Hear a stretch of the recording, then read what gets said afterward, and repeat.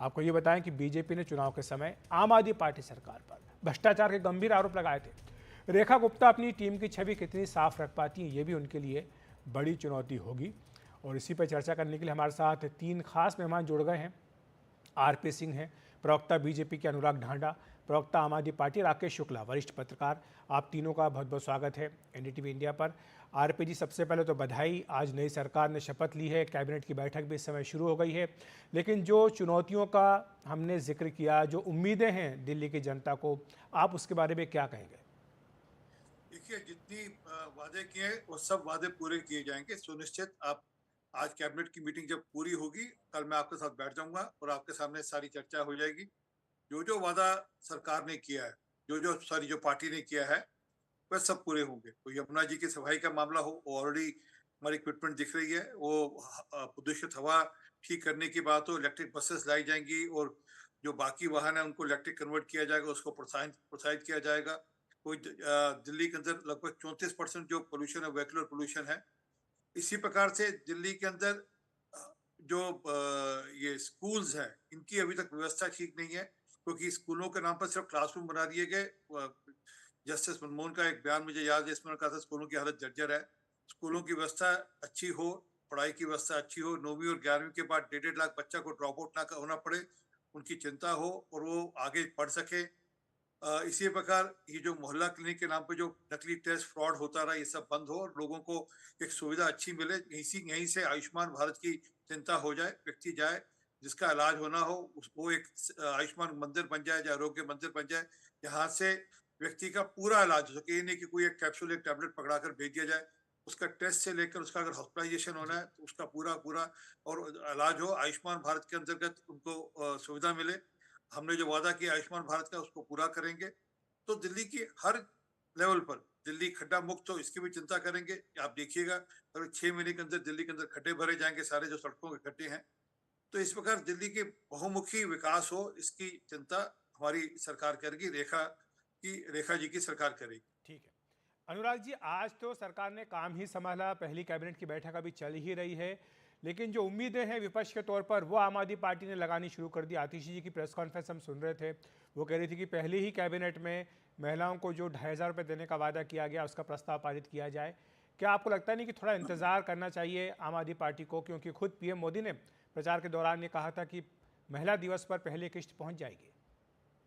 नहीं, देखिए, निश्चित तौर पर हम तो सिर्फ वही बात दोहरा रहे हैं जो प्रधानमंत्री मोदी जी ने वादा किया है। उन्होंने कहा था कि पहली कैबिनेट में 2500 रुपए महिलाओं को देना, ये जो योजना है इसको पास किया जाएगा और 8 मार्च को पहली किस्त महिलाओं के अकाउंट में पहुंच जाएगी। तो अगर मोदी जी के शब्दों को सही माने तो आज एक बहुत बड़ी cabinet meeting Bharatiya Janata party की हो रही है, जिसमें मुझे लगता है कि महिलाओं को 2500 रुपए देने का फैसला होगा। और साथ ही साथ जो फ्री सिलेंडर होली के मौके पर देने की घोषणा हुई थी, होली भी आ रही है क्योंकि अगले महीने, तो मुझे लगता है कि वो दोनों घोषणाएं आज होनी चाहिए। दिल्ली के लोगों को बहुत उम्मीद है और हमने तो अपनी शुभकामनाएं दी है। नई सरकार है, लोगों ने मैंडेट से चुनी है इस सरकार को और हमने कहा है कि हम एक पॉजिटिव विपक्ष की भूमिका निभाएंगे। जहां मदद की जरूरत होगी वहां साथ देंगे, जहां इनको इनके वादे याद दिलाने की जरूरत होगी याद दिलाएंगे। तो इसलिए आज पहली कैबिनेट है। मुझे लगता है मोदी जी के शब्दों को गलत साबित नहीं करेगी भारतीय जनता पार्टी। आज एक बहुत बड़ा 2 फैसले कम से कम आज होने वाले ठीक हैं है। कैबिनेट।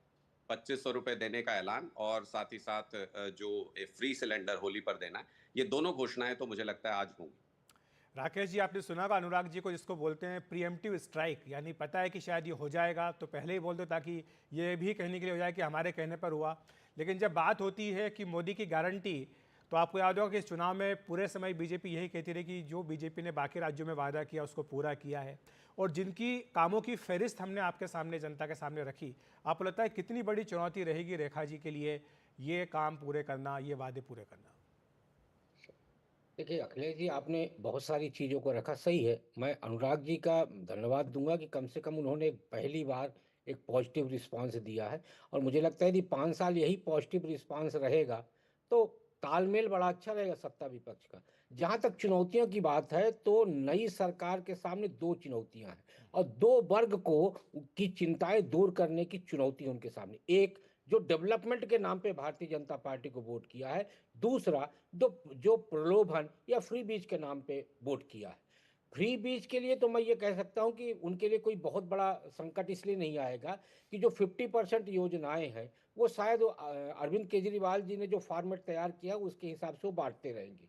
50% जो उन्होंने अतिरिक्त योजनाएं चालू करने का घोषणा किया है उसके लिए उनको जरूर वित्तीय प्रबंधन करना पड़ेगा। लेकिन अखिलेश भाई, अभी हाल ही में जो सुप्रीम कोर्ट के क्या रिएक्शन आया फ्री बीज को लेके, यदि वो रिएक्शन आगे बढ़ा तो मुझे लगता है 1 आध साल के अंदर जो भारतीय जनता पार्टी की सरकार है दिल्ली में, उसको शायद आर्थिक बोझ उसका कुछ कम हो सकता है। क्योंकि सुप्रीम कोर्ट यदि फ्री बीज पे ज़्यादा सख्त हुआ तो बहुत सारी फ्री बीज योजनाएं बंद करने का रास्ता बनेगा और ये कहा जाएगा कि क्योंकि सुप्रीम कोर्ट का निर्देश है इसलिए हमें ये योजनाएं बंद करनी पड़ रही हैं। तो राज्य सरकार के ऊपर एक बड़ा वित्तीय बोझ कम हो जाएगा। लेकिन जहां तक डेवलपमेंट की बात है तो डेवलपमेंट एक मैं बड़ी चुनौती मानता हूं, क्योंकि डेवलपमेंट के मामले में आम आदमी पार्टी की तरफ से ऐसा कोई ब्लूप्रिंट तैयार करके काम शुरू नहीं किया गया था जिसे इस सरकार को आगे बढ़ाना पड़े। ठीक है। दो बड़ी चुनौतियां और हैं, एक पानी की और एक हवा की।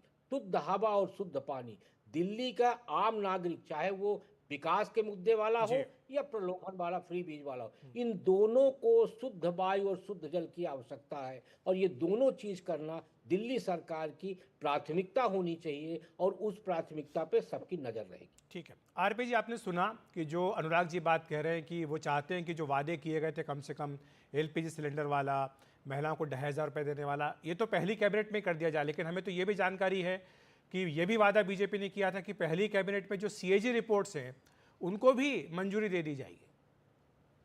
नहीं, सीएजी रिपोर्ट टेबल भी होगी, मंजूरी भी होगी और पब्लिक डोमेन में ऑफिशियली भी आएगी और जो जांच अगर जरूरत होगी तो उस पर जांच भी होगी। तो उसमें आप चिंता मत करिए, क्योंकि जो भ्रष्टाचार हुआ है वो भी उल्लेख होना चाहिए उसका, और उस पर जो कार्रवाई होनी है भ्रष्टाचारियों के खिलाफ, वो भ्रष्टाचारियों के खिलाफ कार्रवाई भी होगी। वो स्कूल की बिल्डिंग्स में हो, वो ओला क्लिनिक के अंदर हो, वो प्रदूषण के नाम पर जो पैसा खर्चा गया उस पर हो, जो गंगा जी यमुना जी पर जो पैसा खर्चा गया 7 या 8 करोड़ रुपया उस पर हो, वो अपनी जगह है। परंतु इस सबका काम से लेना देना नहीं, काम अपनी जगह चलेंगे। जो हमने वादे किए अपने सरकार से आने से पहले वो सब वादे पूरे करेंगे। लेकिन आज मैं कह रहा हूँ, आरपी जी, पिछले 10 साल में हमने ये देखा कि टकराव लगातार होता रहा दिल्ली सरकार का केंद्र सरकार से, एलजी के साथ। अब जबकि बीजेपी कह रही है कि डबल इंजन की सरकार बननी चाहिए, बन गई है, तो क्या लगता है अब ये सारे मुद्दे तो अब नहीं होंगे? कम से कम टकराव की शिकायतें तो नहीं मिलेगी कहीं पर भी? कभी ये तो शिकायत नहीं होगी कि फंड नहीं है या ये नहीं है, तो सहयोग नहीं मिल रहा इसलिए काम नहीं हो पा रहा? नहीं, टकराव तो जानकर खड़ा किया जाता था, टकराव तो जानकर खड़ा किया जाता था ताकि लोगों का ध्यान बांट सके। लोग जो अपनी नाकामयाबियों से ध्यान बांटने के टकराव खड़ा किया जाता था। इसी दिल्ली में शीला दीक्षित जी की सरकार रही, सुषमा जी की रही, साहब सिंह वर्मा जी भी रहे और मदन लाल खुराना जी भी रहे। कभी कोई टकराव हुआ नहीं, कभी कोई ऐसी बात हुई नहीं जहां पे दिक्कत हुई हो। केंद्र में सरकारें दूसरी पार्टियों की भी रही, तब भी कोई दिक्कत नहीं हुई। तो ये को बताया ना, जानकर माहौल खड़ा करने के लिए इस प्रकार किया जाता था। मेरा मानना है कैबिनेट मीटिंग तक का इंतजार करना चाहिए और हम अनुराग जी को निराश नहीं करेंगे। अनुराग जी, आप निराश नहीं होंगे? सारी उम्मीदें आपकी पूरी हो जाएंगी? देखिए, निश्चित तौर पे ये दिल्ली के लोगों की उम्मीदें हैं। जब किसी को दिल्ली की जनता ने मैंडेट दिया है तो ये सोच करके दिया है, उन्होंने जो वादे किए उसके आधार पे दिया है और हमने उसको, जैसे इनको मैंडेट मिला हमने उसको स्वीकार किया।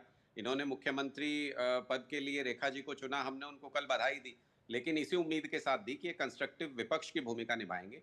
मैं जरूर राकेश जी की एक बात को मैं जरूर दुरुस्त करना चाहूंगा कि उन्होंने कहा डेवलपमेंट के मॉडल पे हमने कोई ऐसा ब्लूप्रिंट नहीं छोड़ा है, कोई काम शुरू नहीं किया है। तो मैं उनको ये बता दूं कि डेवलपमेंट के प्रोजेक्ट्स भी बहुत बड़े पैमाने पर आम आदमी पार्टी ने शुरू किए, खासकर कि यमुना की सफाई को लेके। एसटीपी, इतने सारे प्रोजेक्ट एसटीपी के अभी चल रहे हैं कि अगर ये अगले 3 साल में सिर्फ रिबन भर भी उसके तो भी इनको उसकी कामयाबी का श्रेय मिल जाएगा भारतीय जनता पार्टी को। तो बड़े स्तर पर जो सीवेज से जोड़ना, सारी जो अनाधिकृत कॉलोनीज है उनको, और उस सारे पानी को एसटीपी तक ले जाना, एसटीपी प्लांट। ठीक है अनुराग जी, समय की थोड़ी कमी है, जाते जाते आपसे ये एक सवाल जरूर पूछूंगा कि आज जो तस्वीरें आई वहां से शपथ ग्रहण समारोह से, आतिशी जी की कुर्सी खाली रही। आपने भी कहा कि विपक्ष के तौर पर पूरा सहयोग देंगे, लेकिन उनका शपथ ग्रहण समारोह में नहीं जाना, केजरीवाल जी का नहीं जाना, क्या आपको ठीक लगता है? नहीं, देखिए, इनका एक पॉलिटिकल कार्यक्रम था। हमने तो कल इनकी केंद्रीय मंत्री का बयान सुना, उन्होंने कहा कि केजरीवाल जी अपने घर ही बैठ के शपथ ग्रहण समारोह देखें। तो अगर भावना वैसी थी, बुलाने का नियत ही नहीं थी, तो मुझे लगता है कि फिर उसमें हम क्यों दखल दें। किसी एक पॉलिटिकल प्रोग्राम इन्होंने किया, बड़ा कार्यक्रम किया। आरपी जी, अरविंद जी आप ने जवाब देंगे संक्षेप में, मेरे पास समय नहीं, ब्रेक लेना होगा। कांग्रेस के नेता वहां आए थे, उन्होंने पार्टिसिपेट भी किया। मैंने कहा ना, इनका स्टाइल है, इनका ये स्टाइल है, लोगों का ध्यान भटकाने के लिए इस प्रकार की बातें करते रहे। और अब ये भूल रहे हैं कि अब सरकार में नहीं है, सत्ता में नहीं है, अब इनको अपना स्टाइल बदलना चाहिए। वो स्टाइल अब कामयाब होने वाला नहीं। ठीक। तो एक मूल बात अखिलेश जी मैं वापस कह रहा हूँ, एक सेकंड जी जी अखिलेश जी जी मैं बिल्कुल। वापस कह रहा हूँ।